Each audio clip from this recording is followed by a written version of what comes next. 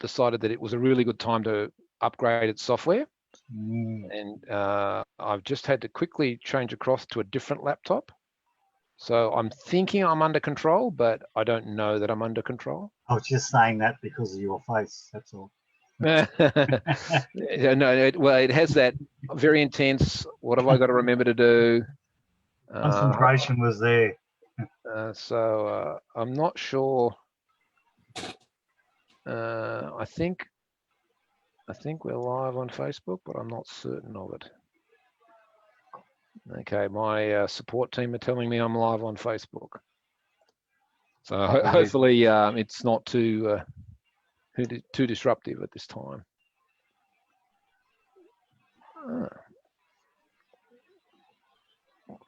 We've got a couple of minutes left. Okay, so what I'm going to do is I'm going to join with my other computer, and if bad things happen, I can take over from there. But it means I can show some slides from there.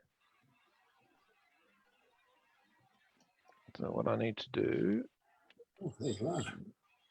You're in stereo. I just need to rename Peter L. Ford, GCC. So let's give him my name. All right, so I'm just okay, rename Peter number 2, GCC. Okay.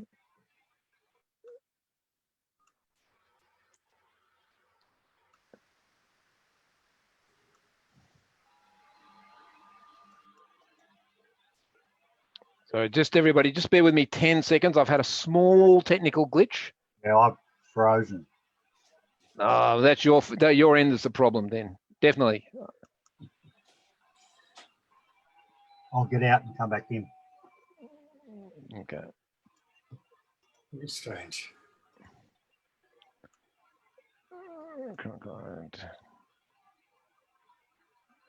So I'll just share screen, share slideshow.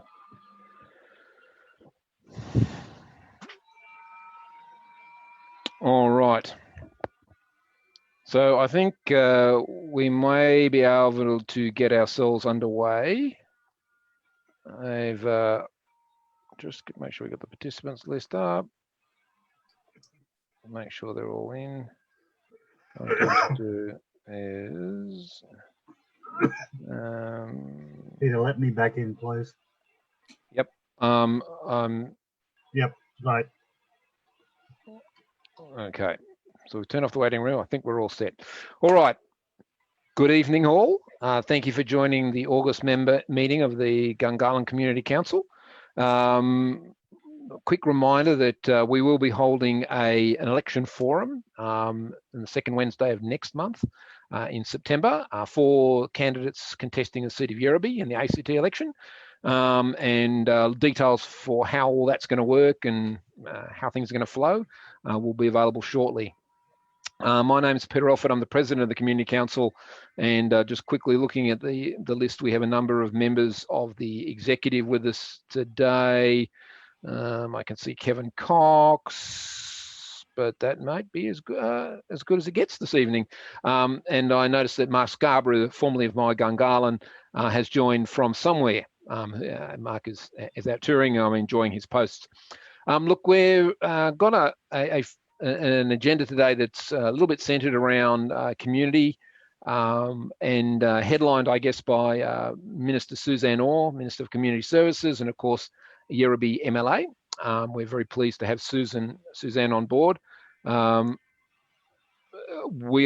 have a short update from me, just highlighting a few of the things we've been on that have been going on since our July meeting, and then of course we'll get Suzanne to come on and talk to us about a number of things that we've specifically asked her to talk about, like the proposed community centre in the town centre and so on. But we would also like to get a bit of an update on what's happening in her portfolio and in the seat of Werribee. And then we'll have Kim Catchell from Tennis ACT talking a little bit about the proposed tennis facility in Gungahlin, which we're very excited about. Sandra Goldstraw from the Rotary Club of Gungahlin, I'd like to talk a little bit about some of the things they're trying to do. And Kate Nixon will be joining us to talk about Canberra, the Canberra Design Festival, or Design Canberra Festival, and what might be going on in Gungahlin as part of that. So I'll hopefully be able to keep track of any questions as they come through, and look forward to a lively meeting. So I'll just get to my other computer. So just on sort of things going on in Gungahlin, I've just got a few things I'd like to flag here. As most residents will know, there's been an amended development application lodged for the formerly Air Towers, now the establishment development adjacent to the YMCA building on the corner of Gundaroo Drive and Gribble Street. There's no decision on that amended DA yet. The proponent, the developer, did go onto the site and remove the regulated tree that was on the site, which was going to be lost eventually anyway because the DA had been approved. But there was no building permit in place, and the developer's been reminded of that. And we await the outcome of that process. And there are a number of ongoing lease issues related to that site between the YMCA and the current owners. So that's still ongoing. A number of residents expressed some concerns about a number of parking spaces made available by the development applications for the cinema and the Defence Housing Australia office building and retail development, which we raised with the Director General of Planning, Ben Ponton. We have received a response, which I've now written up on our website, but hasn't published yet. Just awaiting an update that I received late this afternoon. But look for that. In short, there is some flexibility in the parking and vehicle access code for the Planning and Land Authority to not require the minimum number of spaces if there are extenuating circumstances, like plenty of other parking or near a light rail station, for example. So there'll be a lot of detail about that in that post.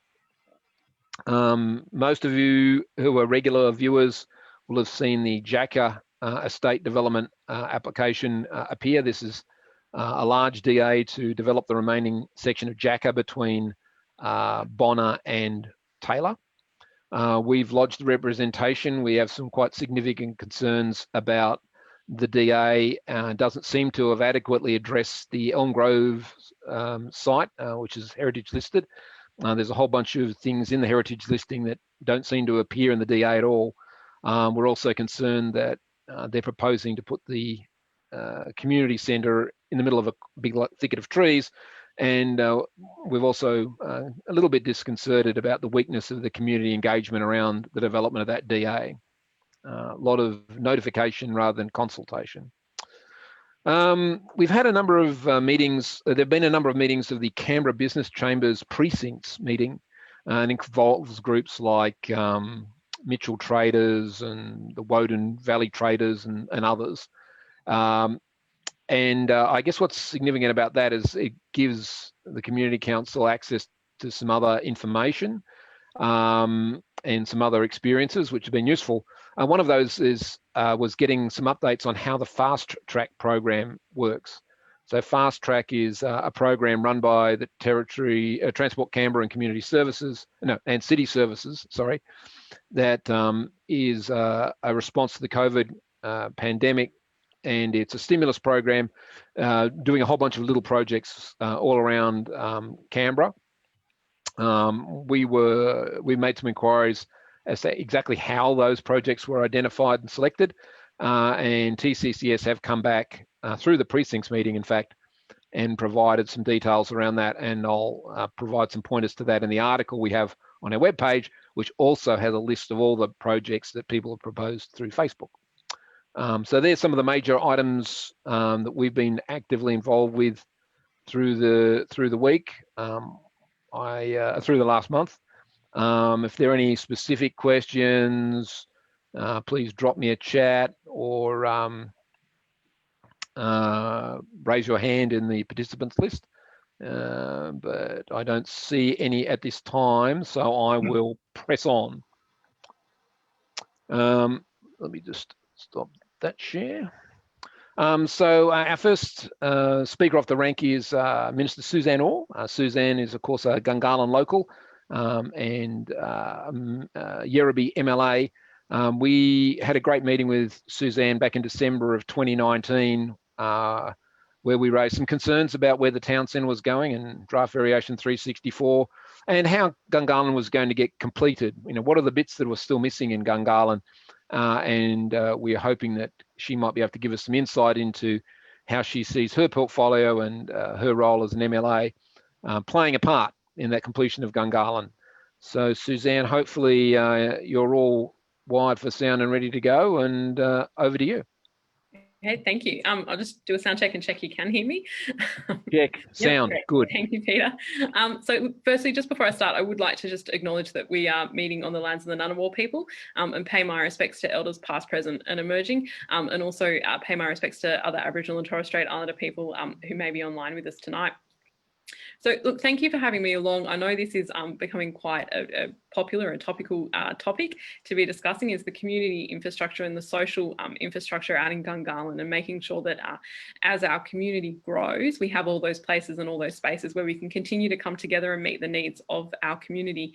It's been something I've been particularly focused on my whole time in the Assembly, working with the different groups to understand the particular needs of our area and advocating for those across the different portfolios and the different ministers we have here, because community facilities can be interpreted to be a lot of things and go into a lot of different portfolios, as well as my own, which I can run through a bit too. I would just like to take a moment to run through a couple of the areas where I get a lot of feedback and just update a little bit on what we have been doing. So schools, which can be, I think, considered a community facility, have always been a big topic since I've come in. Speaking with a lot of people and putting in the schools, we've seen Margaret Henry School open. We've recently put in the Throsby School DA, so we'll start to see the progression on that one. We've got a commitment for a high school in Kenny, down near Well Station Drive. What's really good about these schools is they're now being designed under the government's policy of making sure that they are also community facilities and they can be used by the broader community as well. So all the playing fields we've got up at Margaret Henry and Taylor, the rectangular ones, have been really well welcomed by the sports groups there who want to get up and play rugby and those sorts of things, having some more dedicated ovals for them. The Throsby DA that we've just launched, we put out, is also going to work with that model, where we'll be able to have after hours access to the school hall and also to all the playing fields, and they'll have things like an outdoor toilet built into them too, so that you will be able to access that even if the school's not open, providing those really good facilities for everyone. You've probably noticed in that I've spoken quite a bit about sporting facilities, because that's actually what I get a lot of feedback too from people in the community facilities that actually like to see out in Gungahlin. A lot of it does go to sporting areas, because we seem to be quite an active community who wants to get involved, and we really love our clubs and get involved in getting around those sporting groups. So we've got the home of football coming online in Throsby, which will be fantastic. We'll see futsal courts out in Gungahlin. We'll also have a lot of playing fields for soccer, so we'll see a lot of it move to Throsby, which will free up space in the other ovals across the area for the other codes. And I know everyone's waiting for that one to come online, and we are working on it and hoping to get construction underway soon. We've also got quite a bit going on as far as other community facilities. So I guess what we think of a little bit more traditionally as community facilities, so community centres, community art centres. This is something I've done quite a bit of work on in getting out and understanding the need that's there. We've had the Gungahlin Community Arts Liaison, which is actually working out of Belconnen Community Centre at the moment, out of the Arts Centre there. Getting out and actually organising quite a few projects around our community to really enliven the artists that are out in Gungahlin, and to make sure that the community is getting access to art programs as well. You would have recently seen a bunch of postcards. I think I received a set recently too, where they've actually gone out, their most recent project of talking to the community and saying, well, for your suburb, let's put it on a postcard and let's start promoting what's great about Gungahlin. So if you haven't seen those postcards, go check them out. There's some absolutely fantastic ones. I won't say which one's my favourite, because I don't want to play favourites, but they are all pretty good. And I was really impressed by the amount of love that you can see that people do have for our area. So right before I came up to the ministry, I'm coming on a year in the ministry, but prior to that, as a backbencher, I was working quite quite diligently to get a commitment towards and to progress a community and art centre for the town centre. Certainly the feedback I'd received from a lot of people is that they wanted that place, particularly where young people could drop in, where you didn't have to necessarily pay to stay and to hang out, but you could come in, see people, get support for services if you needed it.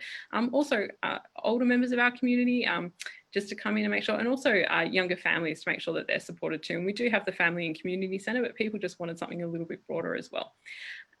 So prior to coming up to the ministry, and just before, it was literally just before, I think it was the last sitting week before I got promoted, I moved a private member's motion in the Assembly, which called on the government to undertake some feasibility work around a community and art centre for the town centre. That motion was successful. It got up, everyone supported that motion. So all sides of the Assembly, all different parties supported that. So I was quite encouraged to see it progressing. That feasibility study did get underway and the works were there. Unfortunately, because of COVID, we haven't been able to come out and do the wider community consultation that we wanted to do at this point in time. But quite a lot of work behind the scenes has gone into identifying sites within the town centre that could potentially be used. Talking to a lot of our community service providers and our partners with government, so people like Communities at Work who have a really good presence down in the town centre, also Northside Community Services who do quite a lot of work in our area, talking to some of the schools, the surrounding areas, just getting feedback from a whole range of different groups, talking to quite a few members within our multicultural community too, to better understand the needs that we'd need to look at if we were going to scope up a project. So that work, while it might not necessarily be in a position where we can go into a huge amount of concrete detail, has definitely been progressing, and there is a lot of goodwill across all of government to actually get in and see a physical building delivered for our community, so that we can start to have a place to come together in our town centre that's got that real community focus. And also the other part I really said in that is making sure we have an arts focus as well, because we want a place where we can drop in a bit of a gallery space, making sure that we also have arts facilities where we can take art classes, dance classes. Everyone wants to be able to go dancing, which I'm certainly not opposed to. So making sure that we really understand those community needs and that they are reflected in what we go forward with. So I think the only other part I would mention too is particularly we do have quite a vibrant multicultural community within the Gungahlin region, and some of the feedback we've got from them is that they would like a bigger space, bigger than the Gungahlin College, because that's the theatre there starting to get a bit small for some of their functions. So as part of the government's review into EPIC and what we do in the strategic planning for that, we are actually looking at putting in a bigger event space as well, so that we can cater for that part of our community too, so that we can make sure that we're getting all the spaces we need to come together and to celebrate and run our festivals. So look, Peter, that's probably it in a nutshell. I can go into my portfolios, but I'm also happy in keeping everyone engaged online, having a bit of a discussion. So in your hands. Ooh, I can't actually hear you, sorry. No, the power of the mute button. Well, thank you, Suzanne. I have seen the postcards and they are awesome, but I haven't promoted them through our channel, so I need to do that. If anyone has a burning question, please raise your hand so I can see that you want to ask a question, or maybe even send a chat, but either of those mechanisms. But you did flag how important small scale community centres are, and I think it would be fair to say that Gungahlin wouldn't have anything remotely like the average number of community centres, particularly at a suburban scale, let alone group centre scale, that pretty much every other district has. What do you see the government planning to do in that regard? So that's a lot of the work that we've been doing through looking at the community centre. So certainly getting a good town centre presence, I think, is really important in the first instance. I think if I've understood your question correctly, Peter, it's looking at what we can do for a more of a suburb type area. So not necessarily a full scale community centre, but meeting halls and those sorts of things. Is that what you're? Yeah. Minimally. I mean, and then we get a huge number of calls at the GCC just saying, I want to run a blah class or I want to have a blah meeting, and we have a limited number of options in Gungahlin, like I've got 4. So it's been an issue for a decade or more, and obviously as we approach 85,000 residents, it'll become more of an issue. So yes, so certainly, so the focus, as I said, has been on making sure we get that town centre, getting that anchor there, so we can start to provide those community services. The next piece of work would be looking at what we could do more into the suburbs, and that's certainly what I've got my hat on as community services and facilities manager, minister, I should say. So looking at that, we do have some options across Gungahlin. I appreciate we can definitely do with some more, but it's also, I think there's an opportunity there in working with the schools, and we've done a lot of work throughout the term that I've been here in government in opening up those schools so that we can get after hours use. And I know the halls in particular are used for a wide range of community groups in particular areas, making sure that we can do things like just very simple modifications so that you can have keyless entry, you can get a passcode so you can go access the hall after hours and you don't have to have someone there. So we want to continue to explore those options too, and they're certainly supported by the model we've got with Margaret Hendry and what we'll have at Throsby, so that we can have that really good community access out in our suburbs for those sorts of things that we want to do. And then we'll continue to look at what those needs are and how what gaps might be coming up so that we can continue to respond to that and work on it. It will be a project and it will be a bit that goes over time. Like it's not unfortunately going to be fixed straight away, but it is something that I particularly am very cognizant of, and certainly something that we are going to be doing a lot of work on and have a focus on. So you indicated the town centre might be the first community services investment. I'm a big fan of community engagement being early, avoid surprises and getting into a bit of a propose and defend mentality. So we'd be very keen to see some level of community engagement, given it's a community facility, to get that happening sooner rather than later, and get people to put input at the blank paper stage rather than when other factors have had input to it. So I'd like to encourage you to make sure that people get engaged or have the opportunity to get engaged early, because I think when that happens, the results are overall better than when it looks like a whole bunch of decisions are being made and people have to chip away at things to make it work. So do you have a sense of where that's at? I've heard, I'm not sure whether it's the SLA or EPSDD who are running that engagement, and it'd be really good to know where they're at and what the timeline is, because if they're still doing consultations,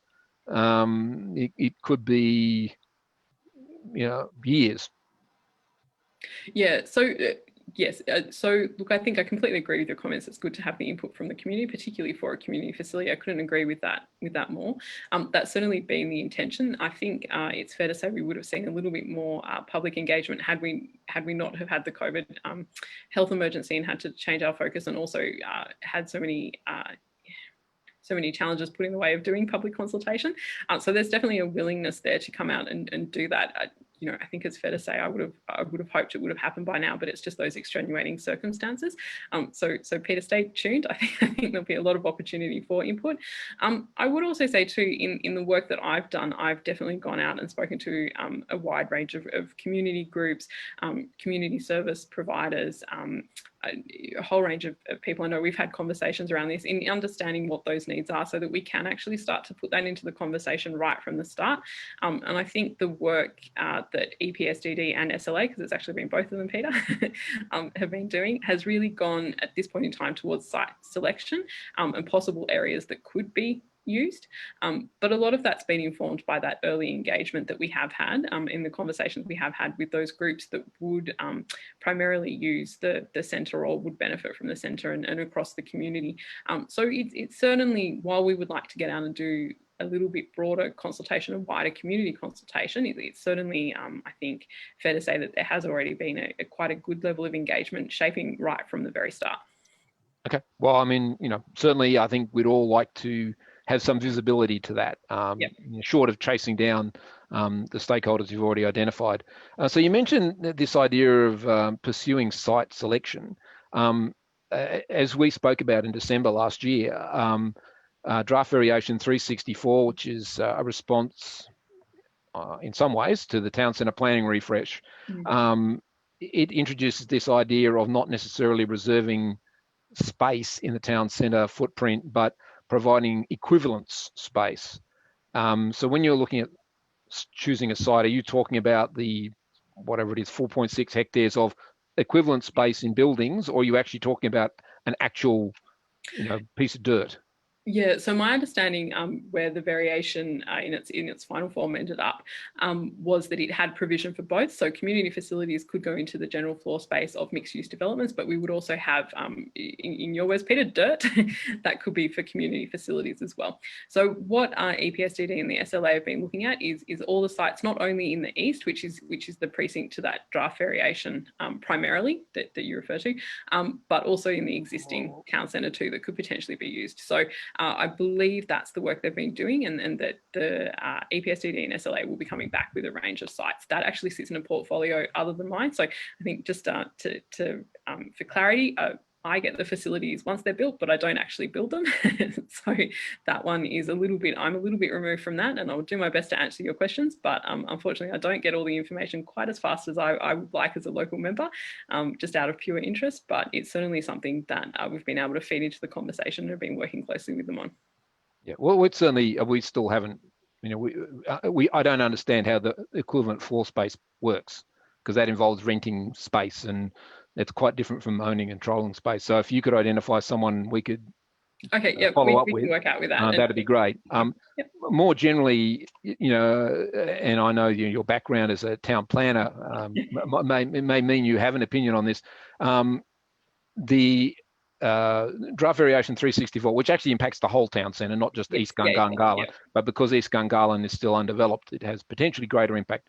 Really introduces the idea of a much higher density of residential dwellings inside the town centre area. Is that something you overall support, and what measures do you think we need to factor into how we might slightly shift how the town centre evolves based on the fact that we might have several thousand more dwellings in the town centre compared with where we might have been a few years ago? Yeah, look, I think the really important thing with our town centres, and it's not just Gungahlin, we're seeing it in all the town centres, Belconnen, in Woden too, even in Tuggeranong.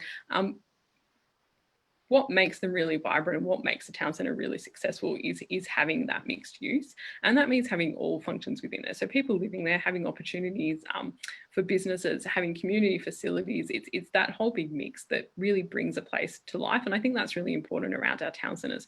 So what I think it's fair to say is with those variations is they're very much working towards making sure we do get that really good mix, using some planning tools we might not necessarily have used before but have been proven to work elsewhere, and applying them here, and working at really getting that vibrancy within our town centre. Now, from my perspective, particularly as the local member and also within my ministerial portfolios, I want to make sure that means we're including things like community facilities, like arts facilities, that we've got access to healthcare facilities, which we've got some wonderful ones with the nurse-led walk-in clinic and the health centre down there, that we've got space for the schools. So the college, I think, is a really good contributor to the Gungahlin Town Centre as well. So that we're bringing all these different bits together so that we do end up with a really vibrant town centre. Okay. Well, I mean, one of the questions here is, what's happened to the linear park that you undertook a piece of advocacy around? One of the observations I'd make is with a greatly increased density of people, in the buildings, it would kind of make sense that we make a bigger allowance for more green space, because there are simply going to be way more people, in those areas. So, I'd be very keen to understand what scope there is to increase the scope and quality of that park and the green space in general around the town centre, reflecting this proposed increased density. Yeah, no, look, I'm really happy to talk about the linear park because I completely agree with you. I think having more green spaces within our area is just, it's vital, and it's some of the biggest feedback I get from everyone. So with the linear park, it was always a medium-term project. So it was going to be delivered over the 4 to 5 year period. It has been, it's still on track. It's still there. It's still part of the plans. It's been, the planning work for it and the delivery work for it has been, I guess, for lack of a better word, tied up a little bit in the draft variation and making sure that all gets into place. But the linear park hasn't actually been impacted. It's other bits around it that have, and we'll continue to work there. What's been really good with that is we could get out and I could have a discussion with people about what they'd actually like to see in the park. And it's a very different proposal when you go out and you say to people, a bit like what you alluded to earlier, Peter, instead of getting into a defend position, actually saying, well, right from the start, what would you like to see in there? And the question that we actually put to people is like, well, what would you actually like to be able to do at the park? Because because I think sometimes we get lost in this idea of having, particular things, but let's actually talk about what we'd like to be able to do.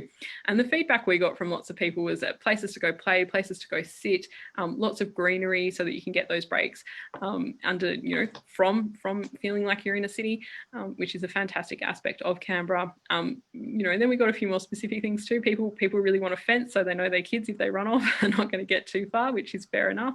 And lots of feedback too of people going, well, actually, can we explore the idea of nature play rather than the more standard play equipment? Lots of support as well for things that go to, I guess, more of our climate change interventions and principles we've got there. So making sure that we do have the tree coverage, but we've also got water features to cool places down. So Gungahlin is on average hotter than other parts of Canberra. That's in large part not because we don't necessarily have a huge tree coverage, but actually because we've got a lot of grasslands which don't traditionally have trees as part of them. So we tend to be a bit hotter from that. So really focusing on how we can make a cool area as well. So if we are going to have a park space, that we're getting the benefits in summer of having that cooler area and not being out in the heat quite as much as we would be if we didn't have it. Right. Okay. So we're still working on that. It's still coming. It was always that longer term project. So I'm quite comfortable it's still broadly on track. But if anyone does have any feedback that they want to have a chat about that linear park, I'm always happy to hear it and to provide it into the conversation. Cool. Thank you. I think we've got a few questions in there, Peter. I'm not. Yeah, unfortunately, I'm not very sure how to read them, but click the chat button. Okay. There's no one place to book events. Any ideas on ways to administer the use of community spaces? Okay. Yes, it is something that we are working on in getting a better booking system across government. It would depend a little bit on the community facility. So provided it's a government facility, certainly we can help out with that. A good place to go is Access Canberra. That's a good first point of call to have a chat to them and they can point you in the right direction. The schools, there is information up on the education website. If you wanted to get into any of the schools and do stuff, they actually list it by school as to who to contact and what to do for that. If it's a non-government facility, we do work very closely with our partners, and you're always welcome to get in contact with my office and we can certainly point you in the right direction. But some of the places we do need to go through, say Communities at Work manage a few of the halls across Canberra. So they'd sort of be the place to go if that was the particular one that you're after. Yep, that's one of them. And then someone else was asking on Facebook, what portion of the town centre and all that residential is likely to be set aside for social housing? Oh, okay. So we've already seen some go in. So there was a joint development there. So we've already seen some go in. There are other parts. Sorry, you mean, sorry to interrupt, the common ground? So common ground is definitely one of them, but we've also seen some other areas, particularly in the Gungahlin Place East. I would say, look, I can get back to you with an actual figure. I would say I'm a little bit hesitant to point out that this house is a social housing or a public housing, because I think everyone deserves a little bit of privacy. So I can get back to you with a figure as to what we're actually looking at. But I think apart from that, we do have housing going in. I just don't want to single anyone out and say that's a particular type of housing, if that's fair.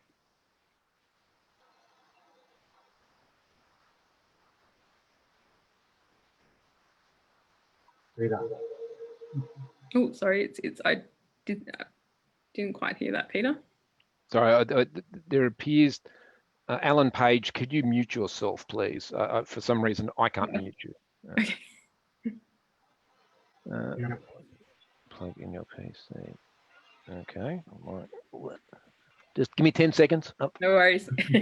Why is that claiming not to be charged? Anyway, all right. I think I've come to the end of my specific questions. Kenny, you mentioned the Kenny School. I understand first students in 2023. Where exactly is that? And you said on Wells Station. Yep. I guess it's a bigger question around where's Kenny up to and who's driving that and all of that, I guess. Where Kenny's up to is there's still a lot of work going on, particularly around the environmental aspects of it and making sure that there's a good balance between what does go in there and making sure that we're protecting the environment. The school has been announced. It's on Well Station Drive. So probably the easiest way to describe it is the bit opposite Harrison, closer to Flemington Road. And that's the proposed site for the school, and work will be starting pretty soon on that and getting the proposals and the DAs up and running, because as you've observed, we're going to have students in there before we know it. So do you see the development application for the school preceding a development application for the whole estate plan for Kenny? That one I would actually have to get some advice from the minister, the relevant minister on, because I'm not actually sure where the timelines are up to on that. But I'm happy to get back to you on that one, Peter. If you could, that'd be awesome, because I haven't got any answers either. Yeah, that's fine. I can note that one down and we can have a chat about it. Yeah. Okay, just a final comment. Certainly, we're very keen to understand from one commentator. You might have seen it on the chat, just saying, where are we at with public housing? I think we should understand that. I do know that a percentage of the units for one of the sites being developed in the town centre that's not yet out of the ground, there was a requirement for affordable housing in that complex, so we'll see where that goes. But then we've looping back to the never-ending question that how do we build a town centre with the vibrancy you've described, a mix of retail and all these things, without what every other town centre has, and that's a major centre for employment. Yeah. And I know the employment one is, look, I know this is a question that we're all working on. I know Defence is coming to the town centre, which will be really welcomed in having those extra workers there. With the ACT government's put in Wynyard House a number of years ago, which has been really good in bringing more employment to the town centre. We have a lot of opportunities in there, and we are seeing our retail mix change quite a bit too. I know people always say to me they'd like to see more cafes and so forth come, and I think we're starting to get quite a good mix going, and it's starting to propel itself. So we'll continue to look at that and how we can support business and enliven that. As to getting those bigger groups in, it's just an ongoing piece of work, and we'll continue to lobby our federal colleagues to bring more of the public service here, because we know that's always very good as an anchor. Unfortunately, Peter, I don't have a quick and easy answer for you, but we'll keep working on it and making sure that we are getting that mix of all different things. Well, certainly we're very helpful to support that. I do have one question. This will be our last for you. Not quite sure why I'm getting looped back. I think someone's maybe got to put them. I'll just unmute Mark Scarborough and get him to ask his question. Oh, look, I was just going to echo your thinking, Peter, about the employment base with Gungahlin. Look, honestly, Suzanne, this issue's been going on for many, many years. I wrote this for 10 years.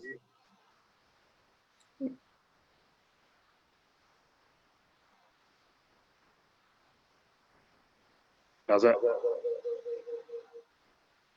You're muted, Peter. Sorry, Mark, I had to mute you. It seems to be something going on at your end. So you were just echoing what I had to say about the need for employment. Yeah, okay. Oh, yeah, I think literally echoing. Yeah. Yeah, look, my big concern is that with the lease variation changes, the changes to the town centre planning, we're going to miss the opportunity to actually have an employment base in Gungahlin. That's the biggest issue we're going to be facing. That we lost a large number of space with the changes to the precinct up towards Yerrabee Pond. That's now residential. That was meant to be a business park. East Gungahlin was meant to be a business park. We're losing more and more opportunities to have an employment base. The number of seats that DHA is bringing, it's probably about 350 people. Wynyard House has brought in 850 people. It's not enough. The town centres need to have thousands. You look at when immigration was, talking about moving out of Belconnen, that was 3,500 people that was potentially leaving the Belconnen town centre to go to the airport precinct. And there's a lot of uproar around that. And that's only just one employer within the Belconnen precinct. Gungahlin needs a lot more, and this government has really let down this town centre by not pursuing other opportunities. I disagree with your comment about chasing federal. I think that's fraught with danger, because you're constantly, having to rely on federal agencies to be there and to continue there. And we're seeing a push for decentralisation. the ACT government needs to be chasing alternate employment opportunities. That could be defence industry rather than defence agency. There is a lot of defence industries looking to move into Canberra, but they're looking to reside in places like Fishwick alongside other industry partners out there. But we've got a good opportunity with the NBN infrastructure within Gungahlin. We've got the space to do things. We've got the light rail. But the government just seems to be asleep at the wheel on this. To actually do something different in the Gungahlin precinct. Yeah, look, Mark, happy to sit down. I know you're a very well-connected man within the community, hear a lot of feedback. So always happy to sit down and hear your ideas too. If you think there's opportunities that we could progress a bit further or should be pursuing that you've heard about that you think we don't have enough of a focus on. So always happy to do that. We will continue to spruik the benefits that you've just outlined there with having light rail, with having a good population base and being an up and coming area, and continue to work at attracting people to the town centre. Yeah, look, I'm going to dive in here. Look, I think we need to move past spruiking. There needs to be some active engagement in the same way that the government was happy to provide the University of New South Wales, the old Reed CIT site for, quote, a peppercorn rent, with an interest of promoting development at that site. I think something of that creative nature needs to be considered. Because just leaving it to the open market is just not going to get the outcome, and I think that will be to the detriment of the Gungahlin district. Okay, fair point. And Peter, I dare say we can have a very healthy discussion about this over the coming months. So yeah. All right. Well, we'll make a time, and we can sit down. I'm sure it should be pretty quiet leading up to mid-October. So can't imagine I've got anything on, so that should be fine. All right. Look, thank you very much for making time. I know we've been trying to get into your schedule for a little while now, and we do appreciate you coming along tonight and. Well, I will be back next week for the candidates forum, so yeah. Well, when it rains, it pours. When all of you get all of 35 seconds to make your pitch. Or again, thank you very much for making time. You're welcome to join us for the rest of the show. But thank you again. No worries. Thank you very much. Appreciate it as always. No worries. All right. From one community facility to another, but not community, not recreation. This is a sporting facility. I had the great opportunity to sit down with Kim and his team a couple of weeks ago to see what they've been working on, and was really impressed by the sort of detail in their proposal for a tennis facility in Gungahlin. So without further ado, Kim Catchell. Thank you, Peter. Can you hear me okay? Is that coming through? Audio is good. Perfect. Thanks, Peter, and thank you, everyone, for the time, and Peter for the invitation, and likewise thanks to Minister Orr there for the updates on those elements.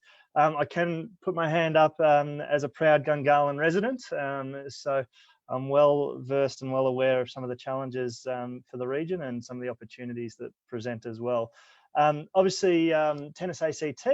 And I'd probably just like to start by giving a bit of a background and some context on what Tennis ACT does and what we stand for, and then address Gungahlin specifically.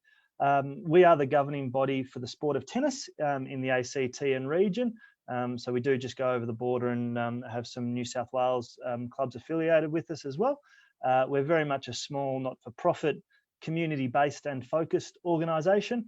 And our mission statement is to get more people playing more tennis more often, because we believe that playing makes life fun, and we want to create a playful world through tennis.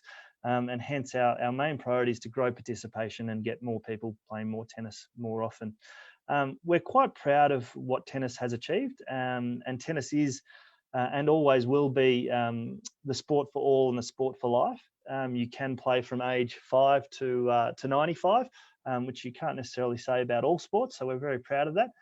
Equally, we're really proud of the health and well-being benefits of tennis. So not only the physical activity and the physical health benefits, which are quite obvious, but the social cohesion and connectedness. And we're seeing more and more the mental health benefits of being able to go out and play tennis. And in the face of COVID, it can't be understated how tennis and sport more broadly has been a great outlet for people as as a mental health release. We certainly got a lot of feedback when sports shut down that people were really struggling and they needed to get back out there and get active. There's also some great research, and everyone hopefully will pick up a racket after this, but research shows you can increase your longevity by 7 to 10 years if you play tennis and racket sports. The cardiovascular benefits are right up there. In fact, it's the top sport, the racket sports, and tennis in particular. So it's never too late. And likewise, we're also very proud of how inclusive and diverse tennis is. It really doesn't matter your age, gender, ability, race, sexual orientation, religious or political views. Tennis will always welcome you with open arms, and we've got such a diverse range of programs and offerings that welcomes everyone. And this is really underscored by our current world champions, none other than Ash Barty and Dylan Alcott, a proud Indigenous female athlete and a wheelchair superstar, respectively. And what Dylan has done in that space, not only in the tennis court but in the mainstream media, is quite extraordinary. Again, we're also very proud of our gender balance and gender equality. At the introductory level, our Hotshots grassroots participation program, we've almost got a 50-50 split of males and females, boys and girls. And we're still the only sport that offers equal pay and equal prize money at the highest levels. Tennis players are often the only athletes to appear in the prize money stakes in terms of gender balance. And the Australian Open has proudly been offering equal prize money for over 30 years. So we're pretty proud of that. So to I guess that's the overview of tennis ACT. To tennis specifically in the ACT and region, tennis really is thriving in the region. Last financial year, there were 32,679 participants recorded, with our focus really being on participation. We've got a fantastic schools program, which sees tennis delivered in approximately 70% of schools across the ACT and region, and that's embedded in the school curriculum and delivered by teachers or coaches in the school grounds, which is great. We then also have Booker Court, which is casual court hire, and some of the numbers through that have been going through the roof lately. And then obviously your tournaments, competitions, social play, and everything else that goes with a community tennis club. We have really seen a big increase post-COVID as well. I think we're ourselves and golf are probably the only two sports that are seeing a sharp increase because we have a unique ability in that we are physically distanced as a sport, and we're very safe, non-contact, both genders, game for life. So we've seen an actual 47% increase in our Canberra Tennis League winter season, which you don't usually associate peak tennis with winter. So that's been fantastic. Obviously, summer was cancelled due to smoke haze, and then autumn due to COVID. So people are keen to get back out there. And we saw a 63% increase in court bookings through Booker Court in June of this year compared to June of last year. Likewise, increase in memberships at clubs, and anecdotally, a real increase in female participation. And I think that is because of that safe element. People are still a bit cautious to go back out there and participate in your contact sports or your close confined sports. And the mental health and wellbeing side of things, as mentioned, we've got a lot of feedback around that, and people are enjoying being back out there. So all that said, I guess our biggest opportunity for participation growth in the ACT is facilities in Gungahlin and growth corridors. It's quite extraordinary that there are no community tennis facilities in Gungahlin. It's certainly been our number one priority for numerous years now. And as Peter touched on, we've done extensive and exhaustive research and have a lot of data to really show there's no more compelling case than Gungahlin, really nationally, that justifies the need for community tennis facilities. And we hope to be able to provide that community benefit to all.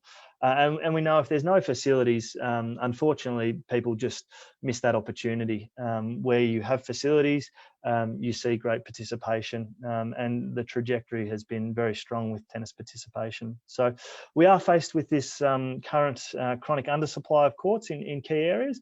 It's also worth noting, as a side note, over the last 15 or so years, there's actually been a net loss of approximately 30 courts across the ACT, with Hawker and Empower Dome down south in Tuggeranong, and ANU losing some courts, whilst there's been significant population growth. And we've got a national benchmark of 1 court per 2,000 people. So 1 court per 2,000. If you look at Gungahlin, soon to be 85,000 or thereabouts. Ideally, there should be 40 to 45 tennis courts in the region to service that population. And Gungahlin is just a red flag flashing light, so to speak, in terms of that undersupply of courts. In other regions, the ratio is much better, but Gungahlin certainly stands out, not only in the ACT, but nationally. It's the number one. So yeah, there's currently no proper tennis facilities, despite it being recognised as such a significant region and fastest growing region, second fastest growing region back in 2016, and it's only continuing to grow. So we really do need to establish that footprint in the region.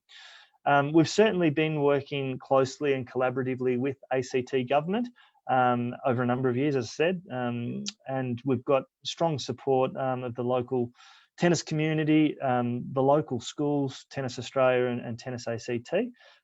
Tennis is actually delivered in 8 of the 11 primary schools and 3 of the 4 secondary schools as part of the curriculum that I mentioned before in the Gungahlin region.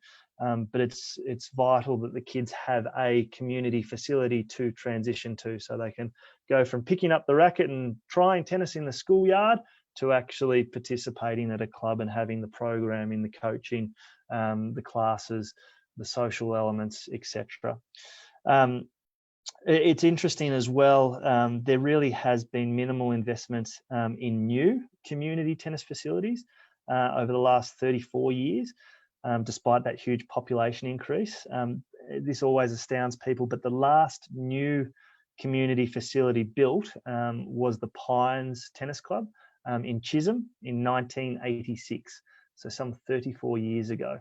The Canberra Tennis Centre, where I'm at the moment, got a solid injection of investment in terms of redeveloping the facility, but there were tennis courts here. It was a redevelopment. So yeah, 1986 since the last new community tennis facility was built from scratch. So again, it all stacks up that Gungahlin is in desperate need. We've got some statistics as well around this type of project and what it would support. There's benefits in terms of economic stimulus as well, and of a similar size job, depending on where it lands. There's anywhere of up to a minimum of sort of 24 new jobs and then 5 ongoing jobs created. There's also various benefits, not only for the community piece that I touched on, but it will enable the ACT to hold larger participation events. It would cement itself as the second best facility in the ACT behind the Canberra Tennis Centre here, and would be used as a facility for tournaments and a satellite facility when we have the professionals in as well to train and play on too. So we're also reaching capacity with our Canberra Tennis League. We don't have enough courts. There's waiting lists at various clubs, and here at the Canberra Tennis Centre, you can't get courts at Kayleen on various nights. So we really need to address things. We are well aware of the community support and feedback, and we know there's a lot out there, but we've also launched and Peter shared with me one of the surveys from late last year, I believe it was, Peter, that touched on the additional recreation facilities that Gungahlin residents wanted to see, and tennis certainly featured prominently there. But we've also put out another survey, and we're encouraging everyone to complete that survey. So it's on our Tennis ACT Facebook page if anyone is interested. It's overwhelmingly supportive as well. 98% of people want to see a new facility in Gungahlin. A lot are suggesting, in fact, almost 30% are suggesting that they don't play currently because there isn't a facility nearby. And then there's large percentages that suggest they would play more regularly if there was a tennis facility in Gungahlin. From a performance side of things, ACT has batted above its average in producing players. And I know this is opening a can of worms. Nick Kyrgios, whenever his name comes up, he polarizes people. But he actually does some great stuff for us behind the scenes, and supports a lot of charities and disadvantaged kids and the like. Certainly don't condone some of his behaviour on the tennis court, but he's done a hell of a job behind the scenes, and a proud Canberran. And he recognises sometimes he oversteps the line on the tennis court, but he's come to various events and always gives up his time, always goes to those with disadvantage first, and happily signs autographs, gives away his merchandise, has time to meet with people. He's been involved in charity events at Kayleen Tennis Club. He's hit with all of our promising juniors. He's come to our community tennis day, and he has been really supportive. And who knows, the next Nick Kyrgios could be in Gungahlin. Most definitely, it's an active population. We've got some young superstars coming through that are hoping to emulate Nick Kyrgios as well, in Annalie Poulos and Charlie Camus. They're the #1 juniors in Australia in their age group. So ACT's got a strong tradition there as well. So look, we're really keen to provide that opportunity for all residents, and hope that a facility will be able to provide all of those benefits that I've just mentioned. And yeah, they really can't be understated. So that's an overview of things, and certainly happy to answer questions, Peter, and talk through things further. All right, I found my mute button and unmuted. Look, yeah, it sounds great, Kim. One of the questions that's come through and often gets asked, do you see tennis? I mean, two questions. How big is a tennis facility? Are we talking 2 courts? Are we talking 200 courts? I mean, build all 40 courts for Gungahlin one hit. And the second thing is, does it make sense for you to look at partnering with another sport or some other facility to make it happen? Yeah, good question, and we'd love to see 40 courts straight up. That's probably been a bit ambitious. Look, at the moment we've got some different sites that have been identified, and we're working through some concept plans. The sweet spot for a sustainable tennis facility is really around that 12 courts, and tomorrow we're hoping to actually release the concept plan, and that's the draft concept plan, a 12-court facility. Certainly, we're open to working with other sports, and tennis and netball lend themselves well in terms of the footprint. But first and foremost, there is such an undersupply of tennis courts. So this first facility, ideally that gets constructed, would be predominantly a tennis facility. There can be multi-lined centre court, and that's in our draft concept that could be utilised for other sports as well. But we really need to establish that tennis footprint.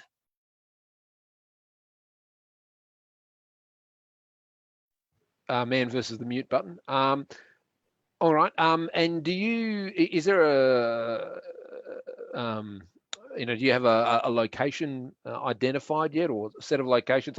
I finally got some data back from Suzanne Orr's office, actually, around where you could possibly have something in Gungahlin. And there's this delightful map, which I'll hold up in true tradition, little bits of green all over Gungahlin where you could have something. So some areas it's like, really? That's a potential public facility. Do you have any locations mapped out, or is that something that you'll be announcing, as they say, down the track?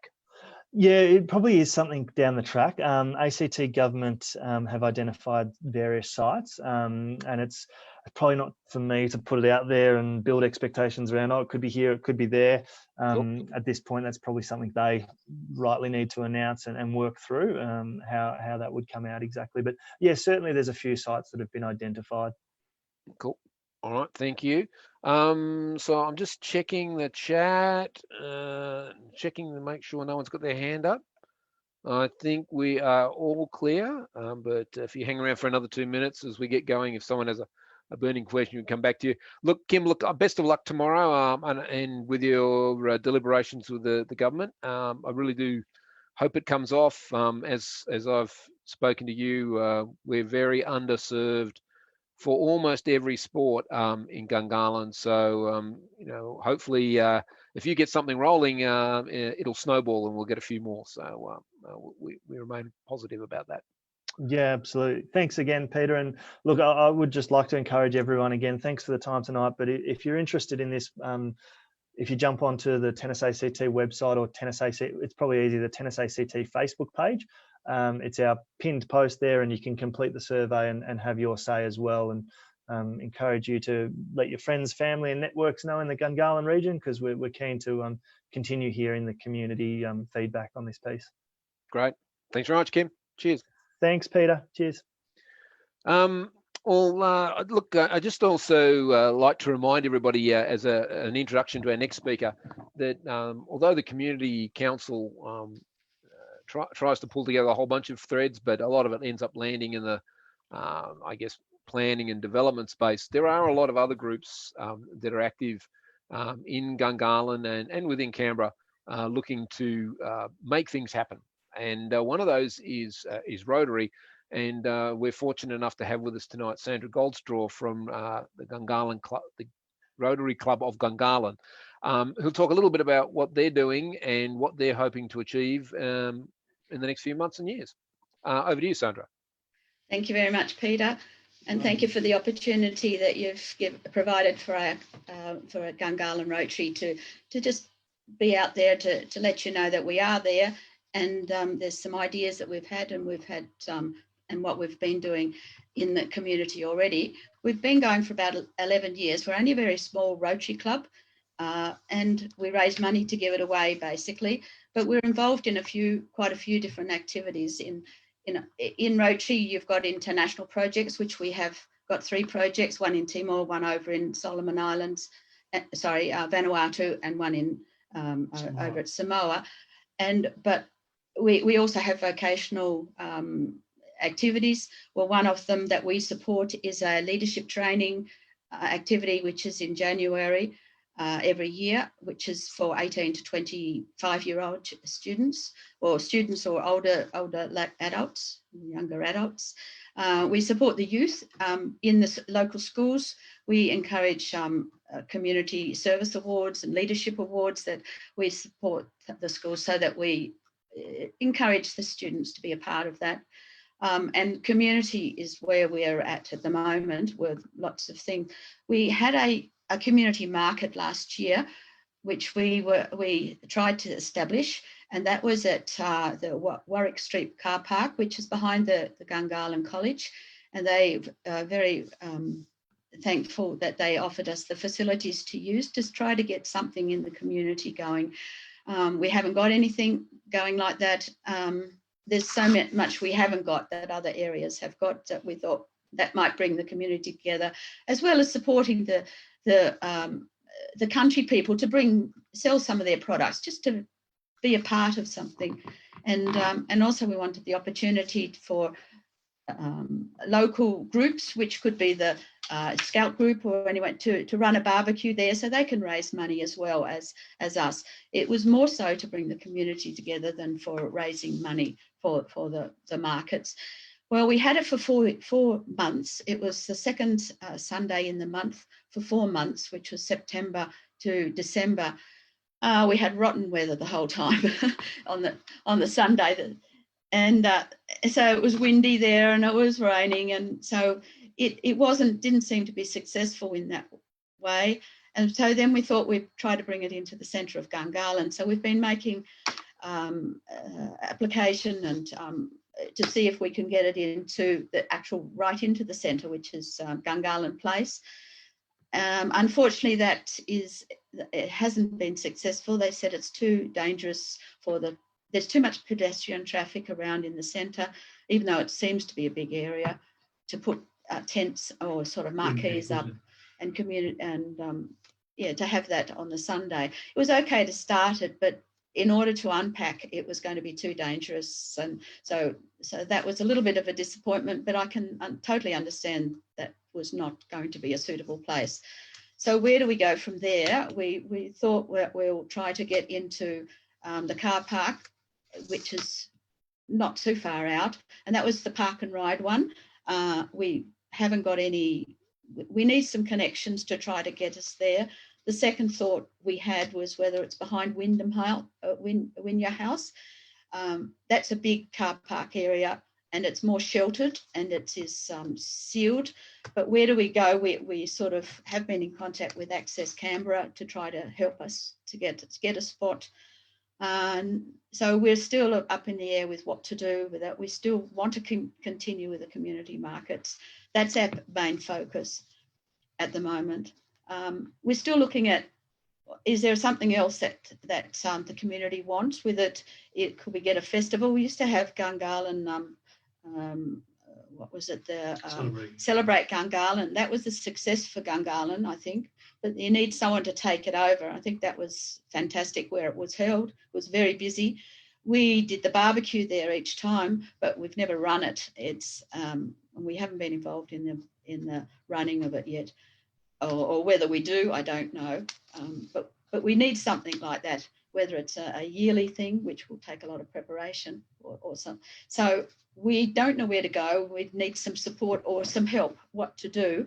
In the community side of things, we had a partnership with the ACT government to do with the children's playground that was upgraded.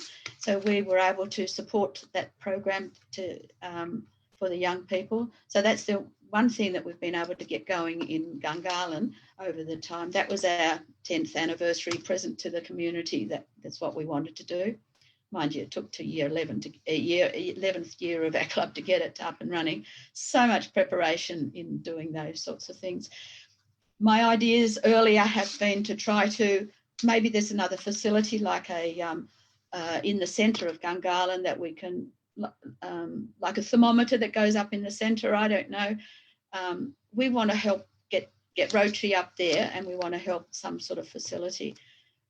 We've got some other ideas, whether Yarrabee Pond, whether we can get like not a gazebo, a rotunda there that the students could have little mini music festivals, the schools can have that. And it can also be as a wedding photography place, photo right near the lake at Yarrabee Pond. It's just a beautiful spot there to have a rotunda that we could have. We could be in partnership with the government. We should be able to do it ourselves financially, we could. But so there's ideas. We just are, we're after ideas. We're after, but as I say, we're only a small club. We've only got 15 members, but we're a very vibrant group of people who want to make a difference in Gungahlin. So suggestions would be great. We have sponsored National Youth Science Forum students from the schools, which is a 2-week it's education on all the science and engineering. You most probably know about National Youth Science Forum. It's been going for many years, but we always try to get the schools involved in that.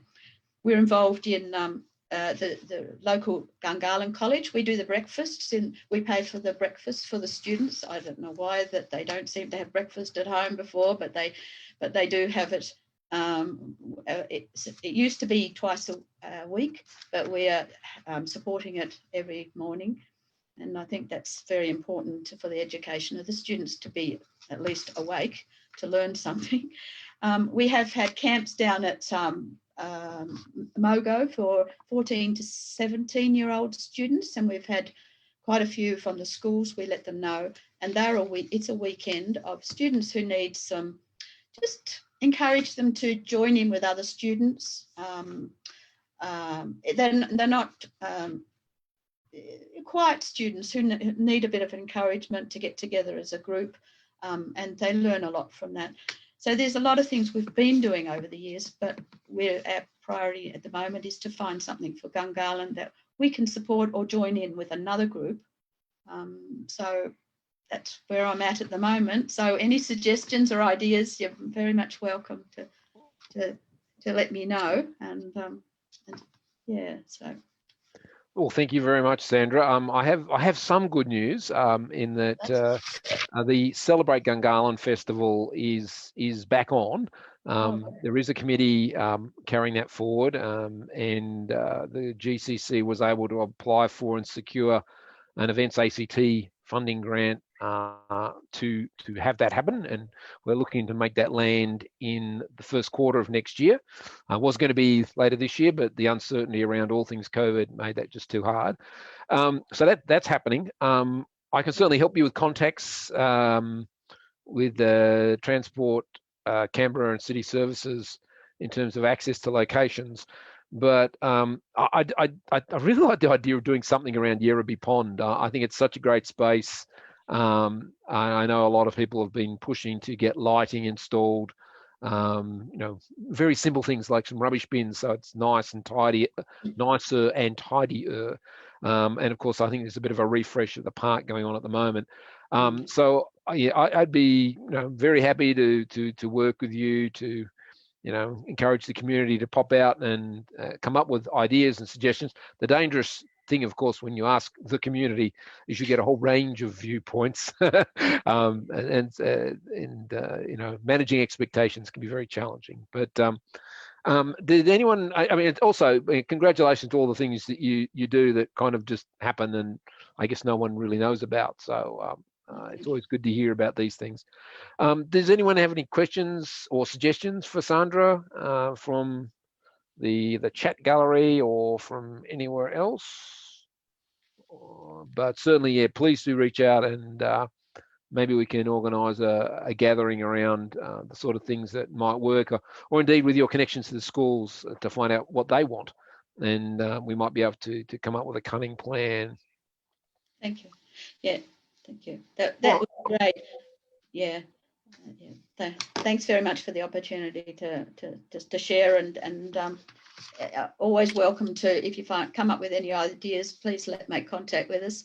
We're hopefully we get started back into the Gungahlin club when we get back into there soon, I think so. Yep. No, it's all been a bit of a difficult time. All right. Well, thank you very much, Sandra, for reaching out, and hopefully this may trigger a connection with some people who then come back to you, and something will happen. Right. Thanks very much. The other interesting approach I've had through the week is I've been talking a little bit with the folk from the Suburban Land Agency around a range of projects, and they flagged with me this project which I wasn't aware of called Design Canberra, a festival celebrating design. And sure enough, like all good festivals, they have a website, and went and had a look, and there's some interesting things going on here. But then I had a chat with Kate Nixon, who is one of the driving forces behind the festival. And it turns out some of the fun things they're doing may actually reach out as far as Gungahlin. And Kate joins us to tell us a little bit about the Design Canberra Festival and what might be happening in Gungahlin and how we might get involved. Thanks, Peter. Hi, everyone. I won't take up too much of your time on this Wednesday night, but yeah, I just want to tell you a little bit about the festival and what we've got planned out in Gungahlin. So the festival, this will be the 7th time that we've run Design Canberra. It started off very, very small, and we get a little bit bigger each year. Probably won't get bigger this year with COVID-19, but we're still kind of cautiously proceeding, sort of tweaking some of our programs so that they can still go ahead and be safe and secure. Design Canberra is run by a not-for-profit organisation called Craft ACT, which is where I work. And this year, one of the things that we want to sort of celebrate is the beautiful kind of suburban identity of Canberra. So Canberra's often kind of derided for being so suburban by those other sort of big cities. And I think this year, more than any sort of other year, we're all feeling kind of smug about how beautiful and suburban Canberra is, and how we've all been able to sort of isolate nicely in our suburbs. So we're really excited to be doing a couple of programs that will sort of touch on Gungahlin. So probably the largest one is going to be what we call a graphic intervention, which is like a large ground mural. So we have this really fantastic artist called Chelsea Lemon, and she's a furniture maker, and she's going to be sort of her practice will sort of transform into this large painted temporary kind of ground mural, which is going down at Gungahlin Park, Gungahlin Place Park. And Then the other thing that we are working on at the moment, which might be of interest to people, is we also have a This is Suburbia photography competition on. So I've popped out my details there and the website and our Instagram handle. If anyone is out in the suburbs, feels like sort of capturing a beautiful, shot of their local surroundings, then they can submit it. Anyone can submit an entry to the photography competition, and then we'll be displaying the sort of top 100 the top 100 entries in an exhibition during the festival. So that's really fun. We're also going to be doing what we call like an Instagram Insta-meet this on the 22nd of August, and that's going to be out in Taylor. So we have some photography experts that will be giving some tips to people that sign up and come along, and then you can kind of roam around and capture your own works of art. Aside from that, that's probably the two things that I wanted to talk about and draw your attention to. We're really always happy to kind of connect with people if you've got ideas or questions. There's going to be lots of programs around Canberra as well, in different suburbs and in the city. So keep an eye out. We're kind of lucky with Design Canberra because we don't run lots of events that have lots and lots of people. So a lot of our events are kind of small numbers, outside tours and things like that. So very easy to kind of social distance and manage safely. So yeah, that's pretty much it from me. Check out the website and things. And if anyone, has any questions, feel free to reach out. Cool. Thank you very much. It's reminded when we were talking about the Gungahlin survey, I've just gone back and looked at the results for, what are the top 3 things you'd like to see in Gungahlin, and the second most selected topic, over 60% of respondents were saying we want more festivals and events. So it's definitely something that the people of Gungahlin are keen for. So it's great that it's coming out and it's not stuck in Commonwealth Park or somewhere else in the centre of the city. So that's fantastic. Does anyone have any questions for Kate? Comments? Sorry, I've got 2 windows here. It's all very complicated. Design Canberra, right? Okay. Yeah, I'm certainly quite excited about the idea that we've got things happening out here, and it seems a bit silly when you see a little patch of bulbs growing. That that's somehow exciting. So the Floriade and the suburbs work well. So it's great that you're coming out as well. So exactly, just for those who are listening, what month? When am I looking for? Sorry, that's an important bit of information. So 9 to 29 November. So it runs for 3 weeks in November. We run it every year in November. So Cool. Keep an eye out. It's also an open platform. So if there are groups in the community that want to run an event or have an exhibition or something like that sort of relates to design, then we're happy to kind of list things within the festival platform as well and kind of promote stuff too. So Cool. maybe for next year, if people have some ideas, they can always get in touch. So when it's design, it's more artistic design, or we're not talking about designing bridges, right? We're not engineers here. Craft ACT is an organisation that supports local craftspeople, designers and makers. So we're quite grounded in what you'd probably call object design, but we do think of design as a broad church. So the festival itself has a lot of architecture and graphic design. Every year we're very happy to make connections with that whole entire design community. So yeah, we don't discriminate. Cool. All right. Well, thank you very much for coming along tonight. People know where to find you now, and I know everyone's going to be looking forward to November. Great. Thanks, Thank Peter. you very much. All right. That concludes our agenda for the evening. If there are any questions, I'm happy to stay on for another 4 or 5 minutes. If anybody's got any topics they want to raise or burning issues they want to flag that we need to focus on. Our next public meeting won't be until October because of the election forum, and we'll be in our meeting will be before the election, which is well, they're calling it not an election day but an election period, but it closes in mid-October. So we've got to work out what we're going to talk about on the October, and I'm thinking roads might be something we haven't touched on for a while, and always topical. But if there are any other issues, speak now. I was expecting to see a few others on the call today from the executive, but they are not here, so I'm not going to speak in their absence. So I won't drag this on. No more questions. I can't see anything in the chat window. No one's with their hands up. All right, I'm calling it. Thanks very much, everybody. Good night, and we'll see you at the election forum in September. Cheers. Thanks, Peter. Wait, good night.